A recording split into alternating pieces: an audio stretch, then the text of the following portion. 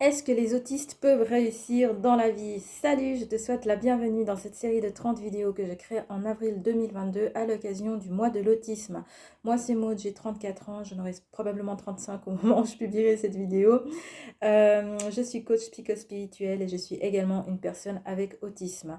Donc avant de lancer ce projet de création de 30 vidéos, j'avais lancé sur mes réseaux sociaux un appel pour demander à ma communauté, voilà, je vais créer une trentaine de vidéos ayant pour sujet l'autisme. En avril, qu'est-ce qu'il y a comme choses que vous aimeriez savoir ou des préjugés que vous auriez? J'ai en tout eu une huitantaine de personnes qui ont regardé mes stories et j'ai une seule personne qui m'a posé une question. J'ai pas du tout eu l'impression de me sentir ignorée.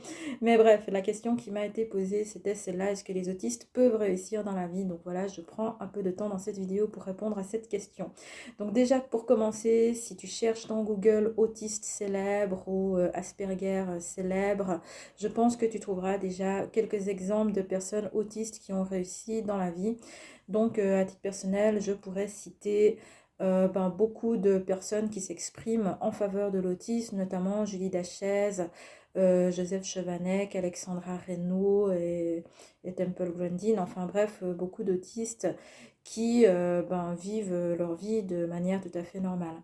Maintenant, que ce soit autiste ou pas autiste, le fait de réussir ou pas dans la vie, c'est pour beaucoup un positionnement interne avant tout.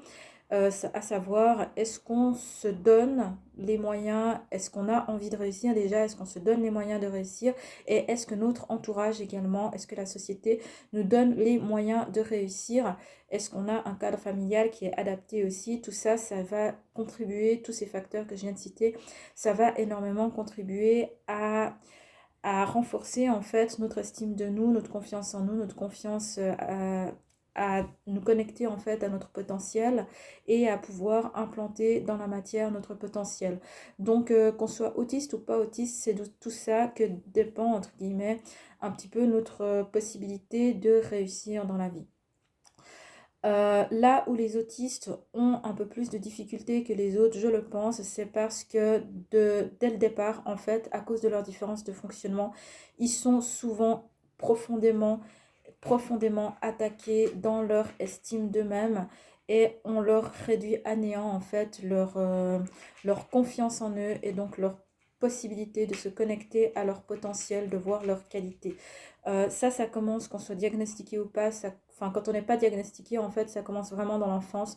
Quand on nous dit t'es trop ceci, t'es trop cela, t'es pas assez ceci, t'es pas assez cela, t'es pas capable de, tu vaux pas ceci, tu vaux pas cela, tu fais aucun effort pour.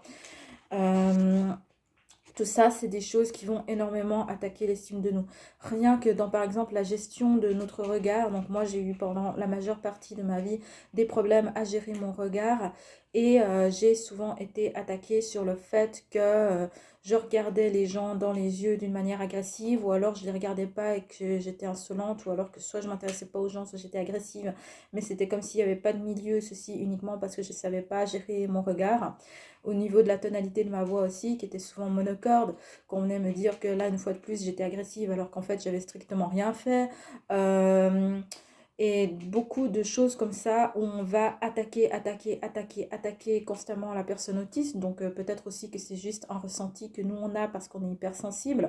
Mais il y a énormément de choses autour de nous qu'on ressent comme des agressions. Et tout ça, au bout d'un moment, ça s'imprime vraiment profondément à l'intérieur de nous et voire même profondément à l'intérieur du subconscient. Et on finit par réellement penser qu'on ne vaut rien, qu'on n'est pas capable de, qu'on ne peut rien faire, qu'on est des poids morts inutiles, etc. Et donc même si on n'est pas diagnostiqué, tout ça, on le ressent et ça nous empêche de nous connecter à nos ressources intérieures, ça nous empêche de nous construire, ça nous empêche de savoir en fait trouver nos qualités et les montrer aux autres et en fin de compte de réussir à construire quelque chose. Donc même si on n'est pas diagnostiqué, très souvent les autistes, comme ils ont une vie difficile à cause de leur différence de fonctionnement, eh bien ça fait qu'ils partent dans la vie avec pas forcément les meilleurs outils. Donc maintenant, il y a aussi les autistes qui sont diagnostiqués et là la perspective est un peu différente parce que l'autisme, et à raison sur certains points, est considéré comme un handicap et malheureusement, et là je ne suis pas d'accord, l'autisme est considéré comme une pathologie et donc on vient nous dire en gros que parce qu'on est autiste et parce qu'on a un fonctionnement différent, on est malade, on est handicapé et donc ça veut dire qu'on n'a pas de capacité et qu'on n'a pas de potentiel. Donc le fait d'être diagnostiqué, ça va aussi quelque part nous enfermer dans une étiquette, donc dans quelque chose qui, dans certains cas, est justifié, dans le sens où en tant qu'autiste, et ça moi-même j'ai été à l'AI pendant une période, donc en tant qu'autiste, on peut vraiment bénéficier de ces aides et on en a besoin. On en a besoin pour réussir à nous reconstruire et à mettre en œuvre nos capacités. Mais une fois que nos capacités, dans mon cas par exemple, j'ai suffisamment réparé mon estime de moi et ma confiance en moi pour réussir à avoir confiance en ma capacité à gérer ma vie et donc pouvoir gérer ma vie. Dans mon cas, c'est aussi parce que cette aide, elle m'a été donnée aussi parce que j'ai été la chercher en fait et que maintenant j'ai les ressources suffisantes pour pouvoir réussir dans la vie. Malheureusement, il y a beaucoup d'autistes qui ne reçoivent pas ces ressources et qui du coup se retrouvent à ne pas réussir à s'en sortir. Mais l'autisme, je le répète, et c'est vraiment mon positionnement, si ça ne plaît pas à tout le monde, et ben tant pis. Mais pour moi, les autistes ont tout à fait le potentiel pour tous et tous réussir dans la vie, sauf peut-être les personnes qui sont vraiment trop handicapées, vraiment trop loin dans le spectre. Là, ça peut effectivement être différent à un moment.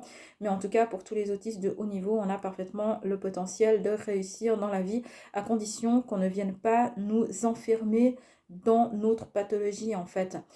Qu'est-ce que j'entends par nous enfermer dans notre pathologie? Ce que je veux dire, c'est que moi-même, je me suis fait coacher à une époque et qu'au début, ce coaching, ça m'a énormément aidé parce que ça m'a permis de mieux comprendre le fonctionnement des neurotypiques.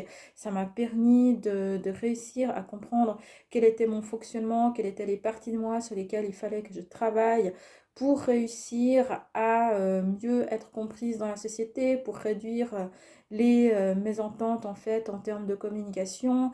Tout ça, ça m'a énormément aidé au début. Et puis quand j'ai commencé à vouloir réaugmenter mon pourcentage de travail, quand j'ai recommencé à vouloir créer mes entreprises, quand j'ai commencé à vouloir réussir à m'en sortir par mes propres moyens, très vite on est venu me mettre un couvercle en me disant ouais mais les autistes c'est vite fatigué donc tu ne devrais pas essayer de faire autant d'efforts. Si tu fais ça, il va t'arriver ceci. Et je te conseille vraiment pas de travailler à 100%, sinon tu vas t'épuiser et tu vas faire un burn-out. Et dans mon cas, mon corps, je le connais en fait, et je sais à quel moment je risque un burn-out. J'ai été 2 fois en pré-burn-out, donc c'est clair que c'est une vraie menace. Mais je sais aussi qu'est-ce que je dois faire pour ne pas être en pré-burn-out et qu'est-ce que je dois demander à mes employeurs pour éviter ce burn-out. Et je sais aussi que je dois quitter mon emploi si je ne suis pas écoutée en termes du respect de mes besoins pour éviter le burn-out. Donc pour ma part, je me connais assez pour savoir à quel moment je déborde en fait de mes limites, à quel moment est-ce que je dois, récemment aussi, j'ai aussi pris une semaine de repos par rapport à ma production sur mes différents réseaux sociaux parce qu'effectivement j'avais besoin de ça. Donc je sais à quel moment je ne dois pas déborder du burn-out et je sais aussi que mon potentiel, j'ai la capacité de le mettre, j'ai la capacité en fait de l'activer et je sais qu'en me construisant la vie qui me convient, je suis tout à fait capable d'être à 100% en termes de travail. Sauf que moi, dès le moment où j'ai eu envie d'augmenter ce pourcentage de travail pour mettre en œuvre mon potentiel dans le monde matériel, très vite, on est venu me mettre un couvercle en fait pour m'empêcher de me développer sous couvert de ma pathologie, de ma soi-disant pathologie.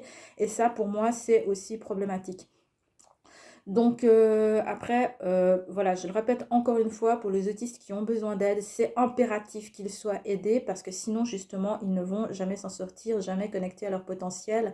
Or, la société a tout intérêt à avoir à l'intérieur d'elle des gens qui sont bien portants et qui donc sont capables de contribuer à la société plutôt que de soit les empêcher de se connecter à eux-mêmes et de mettre en œuvre leurs ressources intérieures, par exemple à travers une activité lucrative. Et la société n'a aucun intérêt non plus à mettre une étiquette pathologisante à des gens et à leur dire, voilà, vous êtes ça et vous ne pourrez jamais rien faire. Malheureusement, je connais un très grand nombre d'autistes qui n'ont plus aucune confiance en eux parce que déjà avant qu'ils soient diagnostiqués, on leur a fait comprendre qu'ils n'étaient pas normaux. Et après le diagnostic, on leur a dit, voilà, c'est parce que vous êtes ceci que du coup, vous êtes capable de rien. Donc, on va vous donner une petite rente et basta. Une fois de plus, je dénigre pas du tout ces gens parce que vraiment, les autistes qui ont besoin d'aide, ils ont besoin d'être aidés. Mais je trouve qu'il y a cette ambivalence en fait entre le fait que quand on n'est pas diagnostiqué, ben, on nous agresse et quand on est diagnostiqué, eh ben, on nous enferme, on nous limite. Et ça, pour moi, c'est problématique. Maintenant, il y a des autistes, en fait, qui ont les ressources intérieures, donc déjà qui ont de la force intérieure. Donc moi, j'en ai, je suis consciente d'en avoir. Et je suis consciente également que c'est pas donné à tout le monde et que j'ai beaucoup de chance. Euh, mais pour moi, vraiment, tout le monde a un potentiel et tout le monde a la possibilité de développer ce potentiel. Et il y a un vrai besoin aussi de la part de l'environnement, de la part de l'entourage, de la part de société, de réussir à donner à tous les membres qui composent cette société les outils pour réussir à se développer pleinement. Et actuellement, de nos jours, c'est vraiment ça qui manque à la communauté autiste. C'est les outils pour leur permettre à toutes et tous de réussir dans la vie. Mais sinon, ben oui, il y a des autistes qui réussissent dans la vie et très certainement, il y a plus qui pourrait être fait pour les autistes, pour qu'ils et elles puissent également réussir dans la vie, mais que pas seulement ceux qui ont suffisamment de force intérieure et de volonté pour réussir à s'en sortir puissent le faire, mais que toutes et tous puissent le faire. C'est vraiment, il y aurait besoin d'un soutien de la société à ce niveau-là, parce que pour ma part, je crois profondément, je suis convaincue et je veux vraiment croire que tous les autistes, toutes les autistes ont cette capacité, cette possibilité de se développer. Et pour ça, on a vraiment besoin de soutien et on a besoin également de communiquer au sujet de la réalité de l'autisme afin de sortir aussi des carcans enfermants dans lesquels nous enferment les nombreux clichés qu'il y a sur le spectre de l'autisme. Donc voilà, je ne sais pas si tu es d'accord avec tout ce que j'ai dit ou pas. Si tu n'es pas d'accord, eh ben, tu as entièrement le droit et n'hésite pas à le partager en dessous de cette vidéo dans les commentaires. Je serai ravie de te lire et je te dis à demain pour une prochaine vidéo. Ciao, ciao!